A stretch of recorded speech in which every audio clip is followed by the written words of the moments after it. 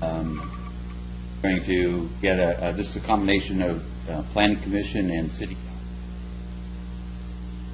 Council. And we'll get the mic here. Must have been Planning Commission pushing those mics away. Thank you, everybody, for joining us this evening. We have with us Planning Commission and City Council, and we're going to have a presentation on our transportation system plan this evening. So we thought it was best that we hold this session jointly to save a little time and consistency. No decisions will be made this evening, so it's a learning opportunity, and there'll be plenty of time for questions and go from that. But Deborah, if you might come forward and make introductions and more explanation if needed. This is John Boskett. He's with DKS, a consulting firm. He is working with ODOT. We have representative from ODOT who is the lead planner for Region 2. That's Terry Cole. He's not here this evening, but ODOT has contracted with DKS to help us with our transportation system plan. That's great because we've been working on it a long time and have never actually had one adopted or approved by DLCD, I believe. But John will talk a little bit more about that. So I'll get out of here and turn it over to John. Hi, thanks for having me. Let's see, my goal here is just to kind of give a brief overview of what the TSP process is about. We'll kind of talk about, why do you have a TSP to begin with, kind of what a TSP looks like, what it accomplishes, talk about the process that we'll go through, kind of show you the schedule of events in kind of a broad format, and then have some opportunity at the end for you to offer any input you've got, because we're just starting this process out. So if you have any thoughts about transportation that come to mind, or any questions on anything that I've presented tonight, we'll have a chance to do that as well. So I'm already forward slide. Okay, so first kind of the why do you do a transportation system plan? And as Deborah had mentioned, you currently have a TMP, which you call a Transportation Master Plan, which is pretty similar to a TSP. A Transportation System Plan is actually required and defined and described in Oregon Administrative Rules.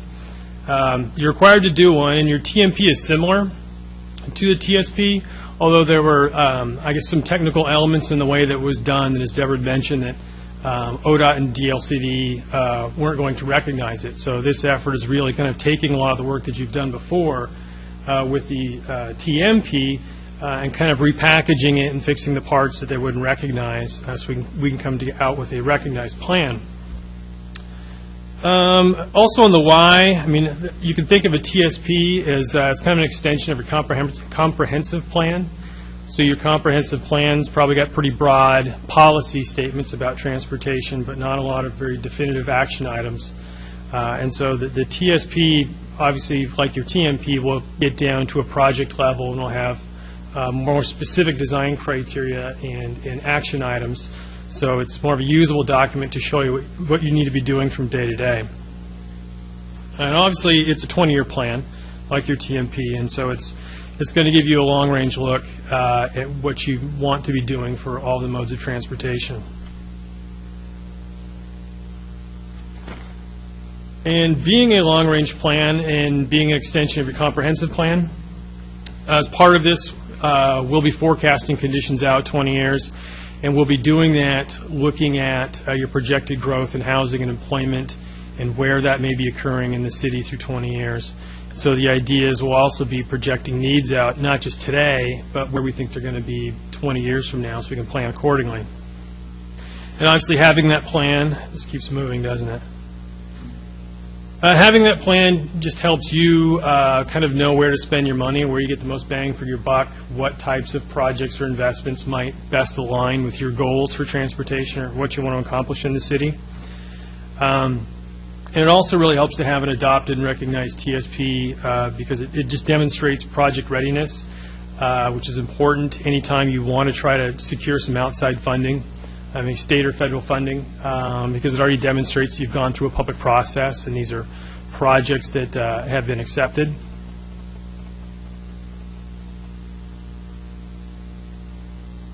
So what's a TSP do? I've got a number of things that I'll say they must do. Again, this is described in administrative rules, so it specifies some things that a TSP is expected to do, and there are maybe some broader things that you probably want to accomplish as you're doing this. The first is we have to be consistent with any state and regional plans, which we're actually going to be working as part of this with a technical advisory committee, which is going to be made up of various agency representatives. So they'll kind of help us along and they'll review documents, be part of our sounding board process to make sure that we are staying consistent with all of their plans and policies. Most of the work you'll see will focus on the arterial and collector street system. That's the direction you really get for TSPs, largely because that's kind of the bigger part of your framework for transportation. I don't know why that keeps wanting to move on me.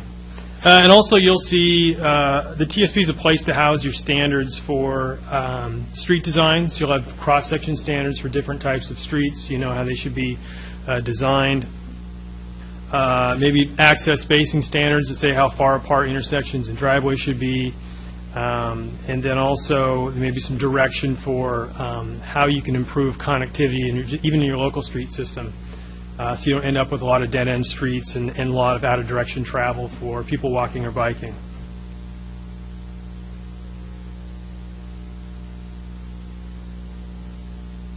See, also, just protecting the corridors and the facilities for what they're intended to do. That's, again, part of that long-range look. If we've identified what a specific road or corridor needs to function, how much traffic it's supposed to serve, is that it's supposed to be a higher volume or lower volume street. So as land use actions come up 5 years, 10 years from now, that are in the vicinity of these things, we know a direction we need to be taking. Thank you. Public transportation is part of that. I mean, you could consider that even walking and biking, which is being done through your walking and biking plan effort now. That work will get incorporated into the TSP. As far as transit goes, we'll take a look at the services you have now, explore some possibilities for potentially expanding that. And a lot of times you're actually going to be working with other service providers, so you're working with kind of within their budget and future plans as well, but looking for opportunities to support any growth that there might be there. Again, the sidewalks and bikeways, it's probably being taken care of already with the walking and biking plan, so we can pull that in. And then we'll also look at financing. So as part of this, we're going to have a lot of projects and a lot of costs associated with these projects. And so we also want to look at, say, take your past 10, 20 years, whatever you can come up with for your historical revenue for transportation projects and all your funding streams, and then project that forward 20 years as well. So we can get an idea of what your budget is to implement some of these projects. Part of that exercise helps you prioritize. If you know you only have so much money, you might choose different projects if you have different alternatives to select from. It can also maybe highlight some areas or ideas for increasing your revenue base in the future to help pay for more of those types of improvements.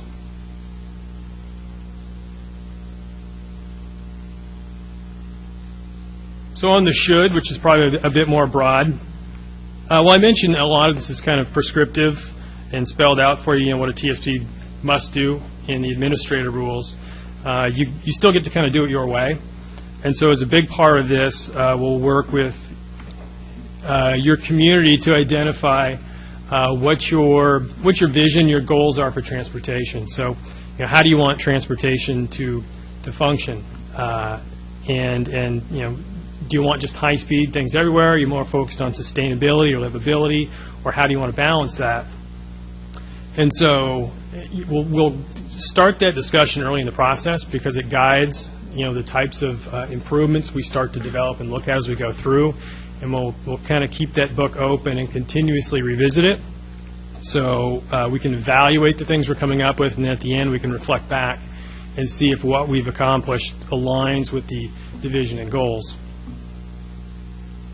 Also, it's obviously, most communities like to support a variety of travel choices. So one thing you'll find is motor vehicle projects oftentimes cost a lot more than projects for other modes.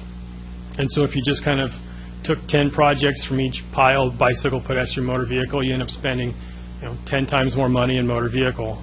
So you can look at that and decide, is that how you want to allocate your funds, or do you want to kind of redistribute to support alternate modes more? And then serving all the people in the community, there's also a requirement to take a look at how we're serving what's called the transportation disadvantaged. So that's folks that don't have access to a car for a variety of reasons. So we don't want to make everything very auto-focused. We want to make sure people can get around if they don't have a car.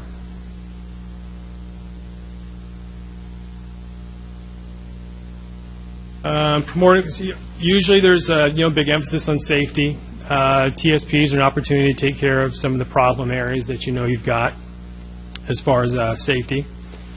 There's oftentimes an emphasis to do actions that support your local economy.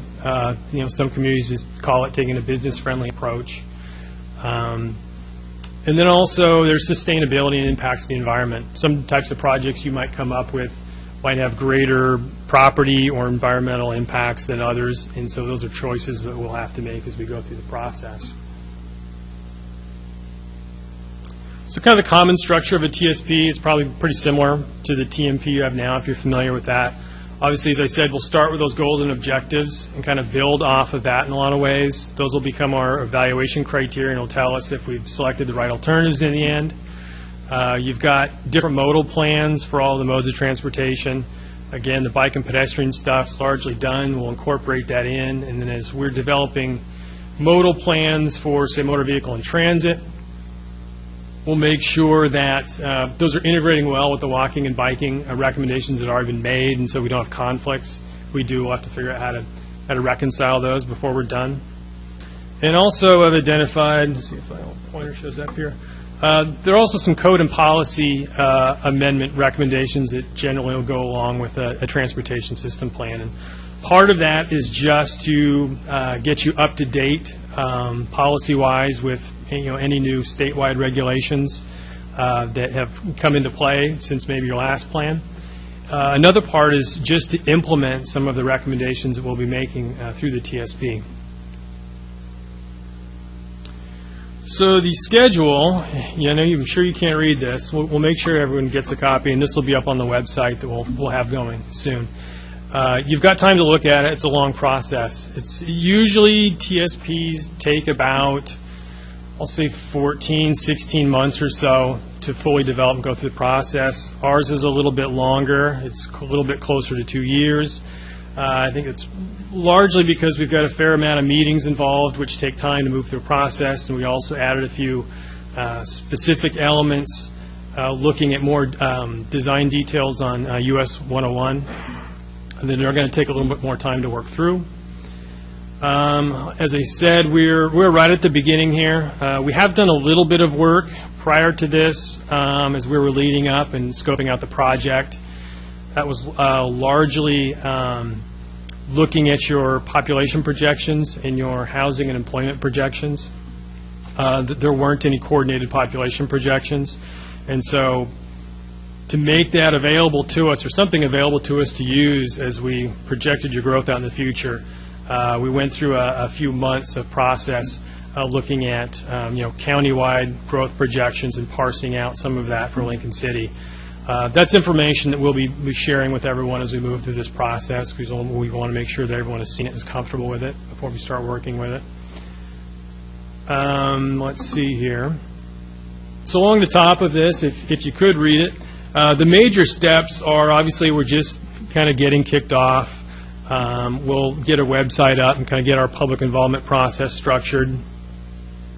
And then working on the goals and policies. There are actually a lot of draft goals and policies that were created from the past TMP work. We want to keep those at least as starter material. There's also some work on that done from the walking and biking plans. We want to bring that forward too. And again, that's something that we'll bring to our project advisory committee which we are in the process of forming. The idea for that committee is there's already a project advisory committee for the walking and biking plan. And our hope is to retain a lot of those folks. They're the same people are invited. It doesn't look like we're going to get all of the same people. Some aren't available anymore or maybe tired of a long planning process. But we'll try to replace them in kind as we can to make sure we have a pretty diverse group.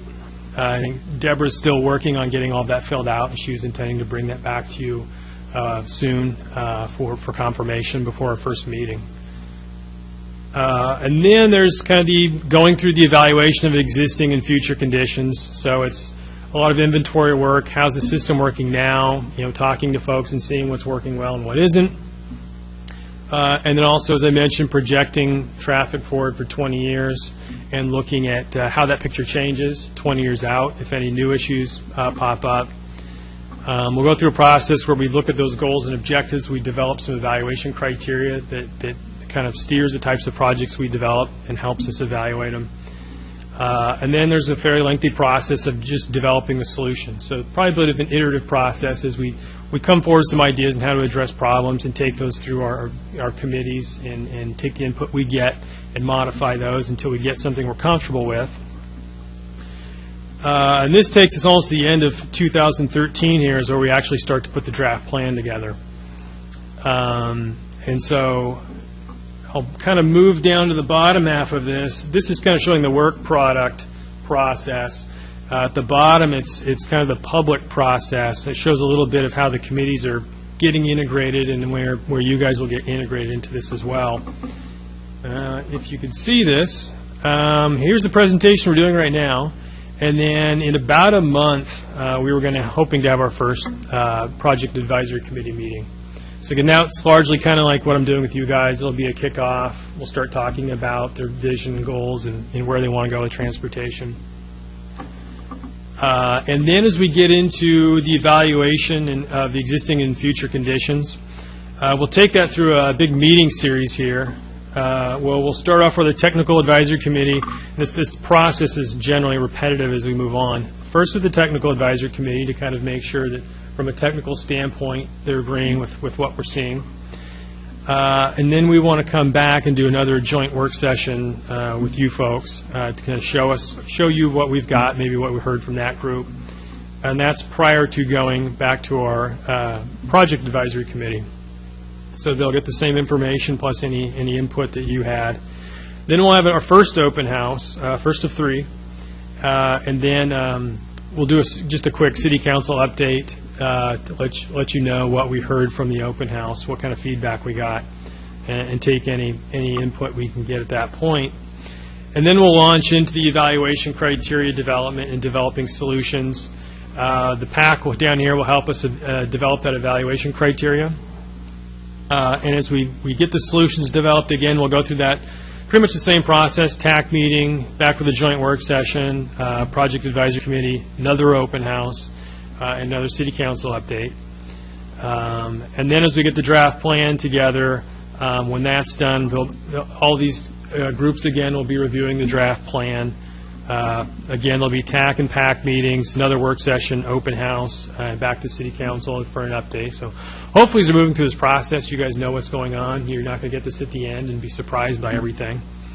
And then we'll begin adoption hearings, both with the city, and I think we have even a hearing worked in here for the county as well into our process. So with that, I guess this is your opportunity. I guess you can ask me any questions about this process, or if you have any thoughts here at the very first stage of this on transportation, if there are any key issues you're aware of, this is an opportunity for you to talk to me now. Anyone at all? Councilman? I just have a general question. At what point does, I don't know how to word this, if you take Seattle and take Portland and their traffic problems that they have, at what point does gridlock come to a point where it no longer functions, so where there's no more traffic function? Is that something that you can plan out? That's a great question. I think the way we're handling it in a lot of the more congested areas, say from the Portland area, it's maybe a balance between it doesn't function and accepting or changing how much congestion you're willing to accept. It is generally the way it's going. And what we find there is, especially with transportation funding the way it is, you can't build your way out, and so you plan in different ways to try to manage it better. Maybe especially with spending less money. Whether that's through land use planning to try to create shorter trips or lessen the amount of trips that are happening, but also to some degree, you might find that maybe you're willing to live with some types of congestion, or maybe for limited durations, simply in light of how much it would cost to try to get rid of it.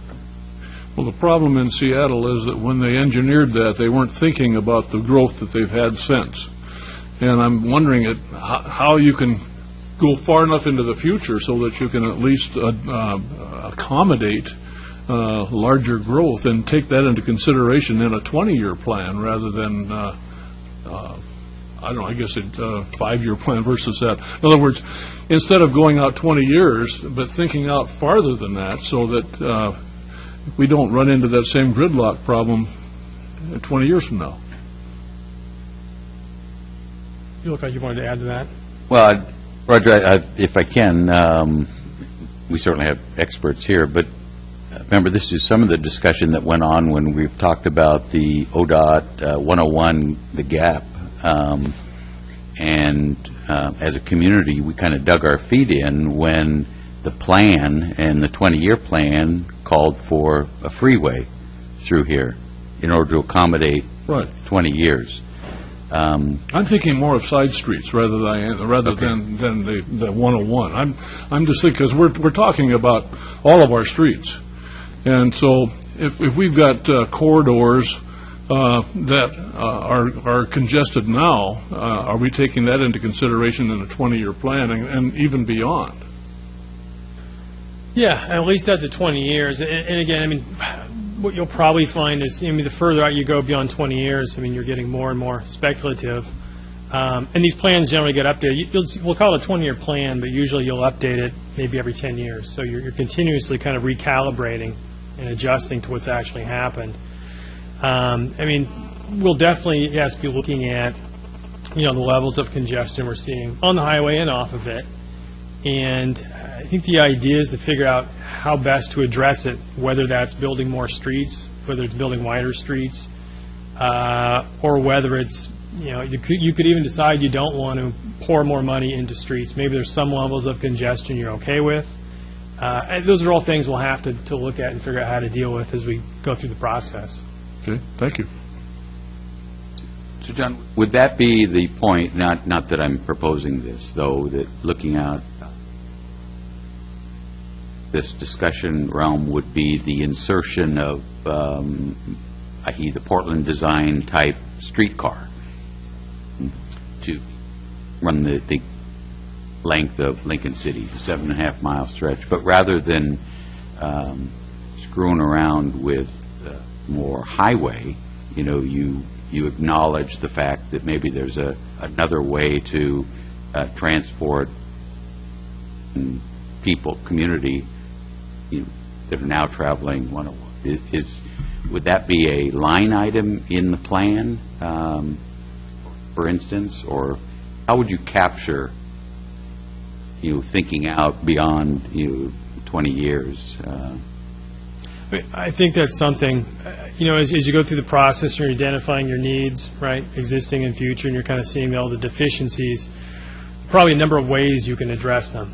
And that could be one of them. So, that could be something that, we could include as an alternative and look, kind of assess the feasibility of it, possibly, the margin of improvement it could make, things of that nature, and maybe incrementally see, along with other alternatives, which ones people want to support or want to keep pushing forward. I guess my point is, often in these kind of planning sessions, I'm always worried about ideas that get lost.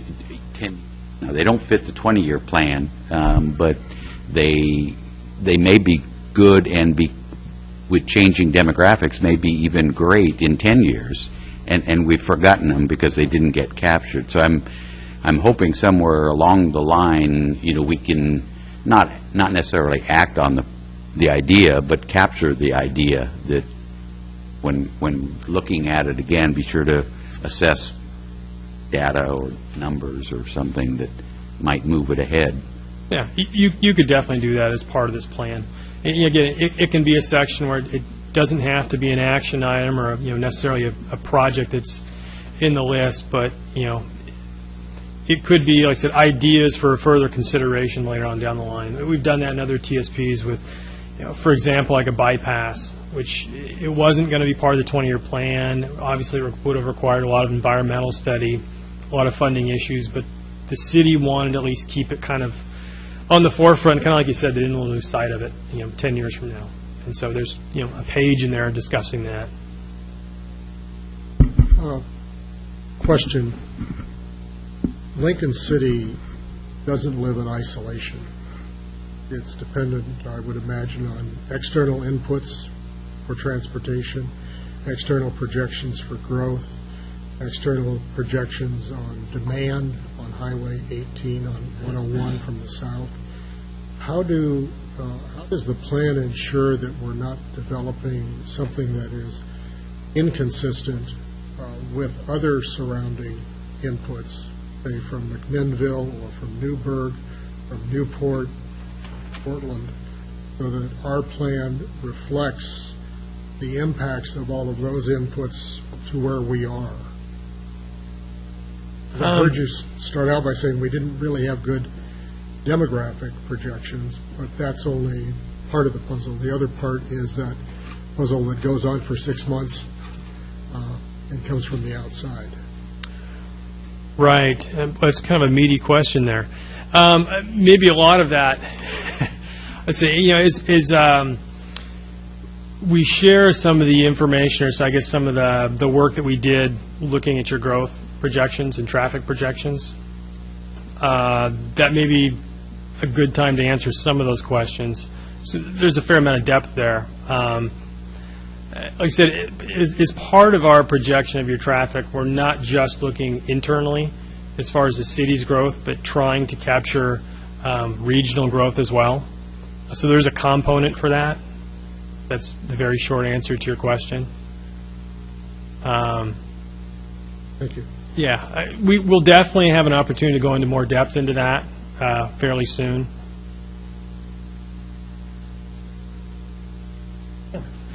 I just want to follow up here on what Patrick was asking. Because our main industry is tourism here, we're not developing roads and such for factories, but for getting people in and out of the city, and that's my big concern too, is are we looking at the impact of what we do here to bring people in, serve them, then they leave?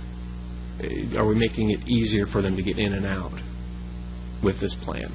I guess part of it depends on if that is, like we talked about those goals and objectives for how you want your transportation system to function.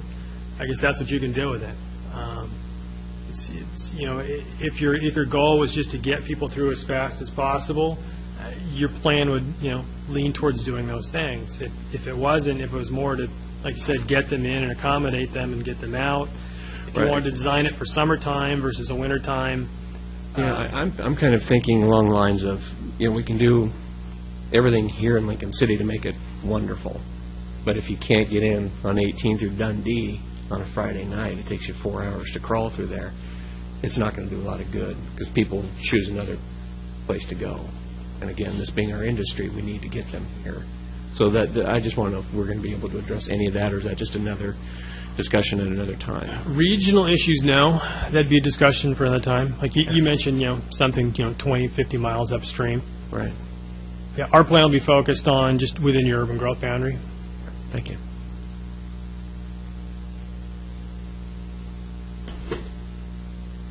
You mentioned the Technical Advisory Committee. Is that an ODOT, consist of ODOT personnel? They're part of it. Generally, you'd have ODOT, county, DLCD, could be any other type of service provider, transit providers, sometimes, even like a school district or emergency services, depending on whether you want to put them on a technical advisory committee or just a project advisory committee with the citizens. So ODOT's part of it, but not all of it. I can tell you who we've invited, if you'd like to know. Allison Robertson with the Sustainability Committee, Jim Beisman, Lincoln County Public Works, Stephen Bouchard, the Police Department, Lila Bradley, Public Works, Don Baker, North Lincoln Fire and Rescue, Cinda Bruce or Julie Kay from Lincoln County Transit, Terry Cole from ODOT, and Patrick Wingard from the Department of Land Conservation and Development, and a couple of those people are here tonight. And then we would continue our Project Advisory Committee with Joelle Archibald from Lincoln County Health and Human Services, Liz Barden from the hospital, Pam Barlow from Confederated Tribes, Jim Taylor from Nell Scott Neighborhood Association, Bob Hunt, citizen participant and pedestrian advocate. We have Dave Malcolm on from Taft Elementary School. He's changed positions, so we may find that we have someone else in that position, or he may continue. And Patty Morgan from Ocean Lake Merchants Association, Paul Robertson with the Bike Advisory Committee. Alex Ward is going to step down from the committee, so we'll want someone else from the Bay Area Merchants if we can get someone interested. Amy Ramsdell from ODOT Region 2. Don Williams from the Chamber. Wes Ryan now will be serving on the council too, so he has been representing the lodging industry and also on the county transit board, so we may be looking for someone else for Wes's spot. Carl Mosley is a citizen participant, and so is Don Stetzel. Both of them are design professionals. And then we would like someone from Oregon Coast Community College.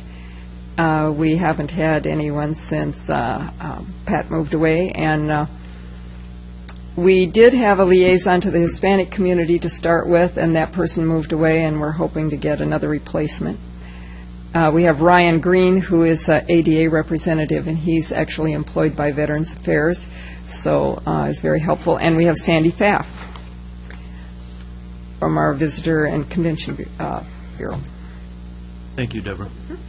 And Deborah, I'm assuming that once gathered, that there'll be that discussion of who's missing, and so we can continue to reach out for both committees. Right. I'll come back to the Planning Commission and to the council so that you are aware of who we ended up with and could suggest anybody else. And we're open for suggestions if you feel there's somebody we've missed. Good. Anyway, any questions from this side? Okay.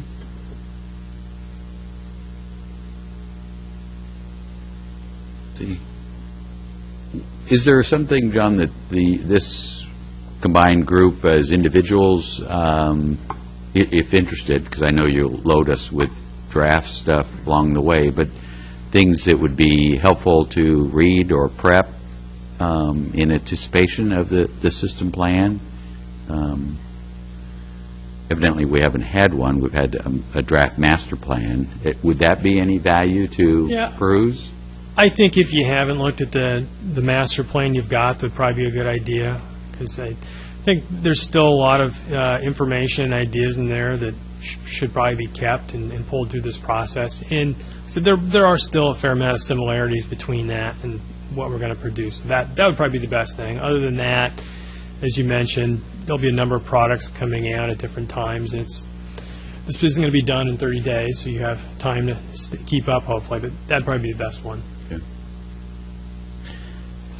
Deborah, if you don't mind, I don't know if everybody has a copy of that or where there might be a link somewhere. If maybe somebody could send it out to this combined group just to reinforce. We will do that. We'll see if maybe we'll scan it and put it on the internet or get you paper copies, one way or the other. Yeah, I think it's thick. See if you can avoid the paper. It's kind of thick, right. We might look at options or something.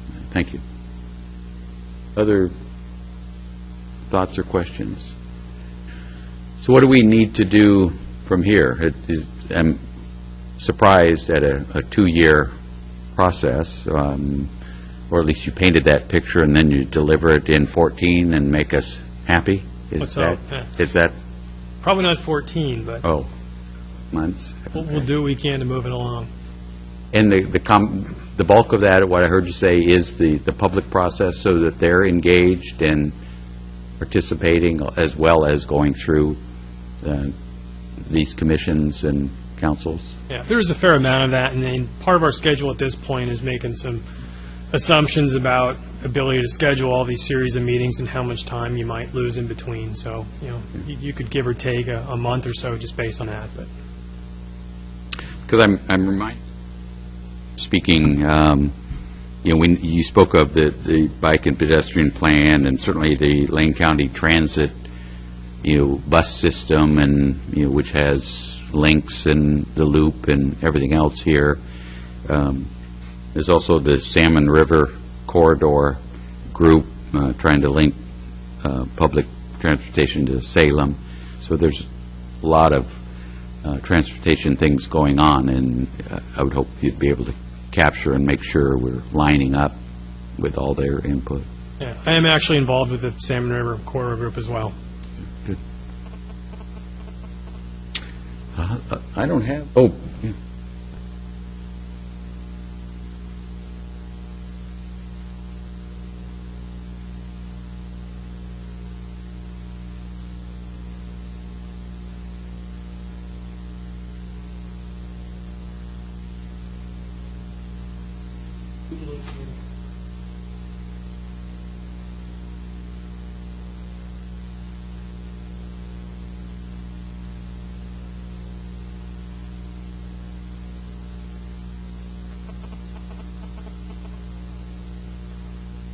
I'm going to say typically not at the TSP level. Usually the way a lot of those types of issues are addressed are through, what you call like a refinement plan, specifically like a streetscape plan, is probably the most common way. TSPs tend to be a bit more functional than aesthetic, and then the aesthetic part usually goes, like I said, through a different process where maybe you're identifying types of materials, maybe uniform types of light poles. Unless you had, there's probably opportunities if we had specific issues that we knew about and we wanted to incorporate, that could be done. Generally, at the TSP level, there's not a lot of the focus on the aesthetic.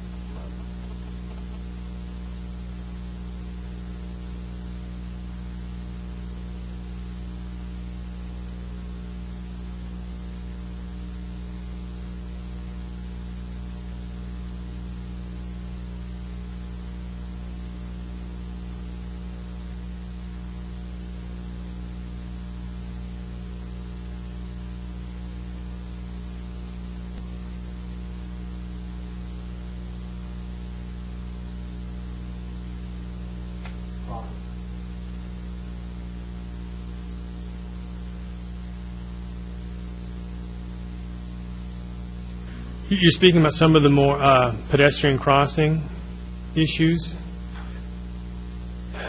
Yeah, we actually are, as part of this process, which I mentioned there's a few focus areas in this TSP that maybe aren't quite typical from a normal TSP.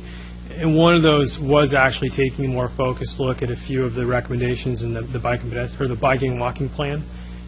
In particular, some of the highway crossing treatments recommended on 101. And so those in particular, I would imagine, would come up with more specific recommendations about signing and need for lighting and things of that nature. I don't know if that fits under your aesthetic category. Are those?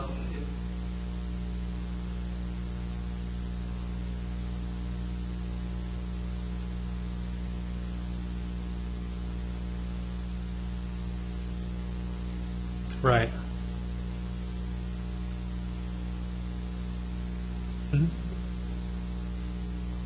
Other questions, Chester? Process occurring statewide or only with municipalities that have a TM doesn't measure up? I'll say statewide. Every city, virtually every city, probably has a transportation system plan. not aware of any that don't. It's a continuing process. Every year, there are going to be several cities around the state that are going through the same process. One of the, and correct me if I'm wrong, but one of the reasons we're ecstatic about this opportunity and with the assistance of ODOT is the key element is to get outside funding. Got to have this. So we figured out real fast, get the plan. And to ODOT's credit, they recognized and are pushing us and are assisting us in this effort. So that's a key element. We know we don't have the funding to, not just the plan, but to then implement any without outside assistance. So, am I correct on it? Other questions? In terms of financing, are we looking at 50% contribution from ODOT? Any ideas around that? You're talking about this project? 100% from ODOT, I believe. I'm talking about implementing the project, implementing the plan. Well, implementing the plan, so you're saying any projects that come out of it? Yes. You know, those, usually no one's willing to make long-term commitments for project funding. It's kind of the same situation there is now funding-wise.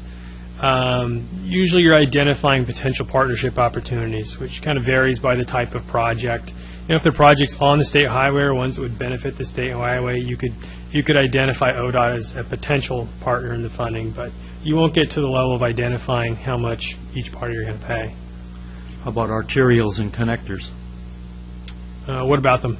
Would ODOT be just as involved? I think it just goes along with what those roadways are accomplishing.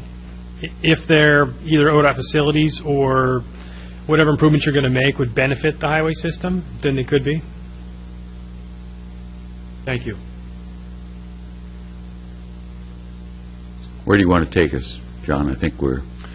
Well, it's for you. I mean, my primary goal tonight was just to make you guys aware of what's going to be happening and, I guess, comfortable with it, and just give you an opportunity to ask any questions you want before we launch. So, We have a hearing coming up at either 6 or 7 o'clock, the bike and walking. From what I understand you to say, adoption of that becomes a critical element of this plan. And if that is a correct statement, then adoption of a biking and walking plan becomes part and parcel of creating an overall transportation system plan that allows us to tap into, number one, or prove that we've actually planned the process. Number two, that we are ready should funding become available. We don't need to go back and plan for it. We can actually design it at that point in time. So where I'm going with all of this, the next public hearing that we're holding is in fact a critical part of the overall plan and fits into it and becomes almost necessary for this larger plan to go forward. Is that a true statement? yeah, I'd say that's fair. I mean, it's not our intent to redo any of the hard work and the good work that's gone into doing that plan. And the TSP needs to have pedestrian and bike modal elements to it. So that's our hope, is just to pull that in, and all that hard work's been done, and we can use it and incorporate it as best we can. Being one of the new kids on the block, I'm trying to understand the warp and the weave of the fabric on this. We've got disparate little parts that come at us, but your presentation allows me to begin to understand that they actually do plug in to certain spots.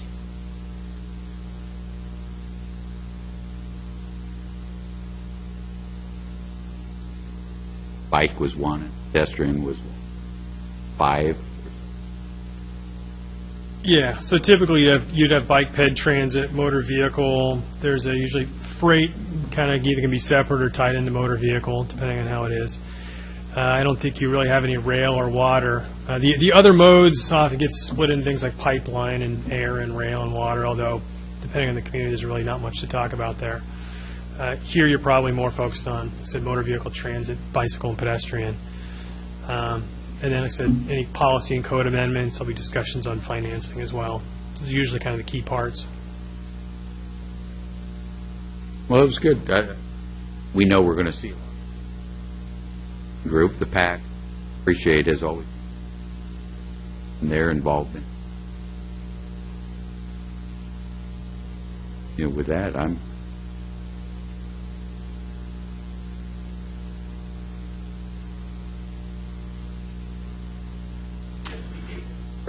Yeah, they're all yet to be dated. I think we're hoping to meet with our advisory committee in about a month, but we're still kind of forming it and solidifying that roster.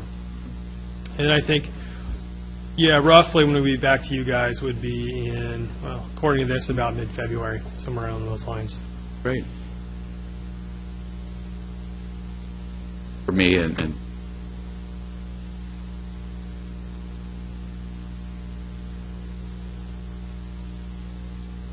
know how things.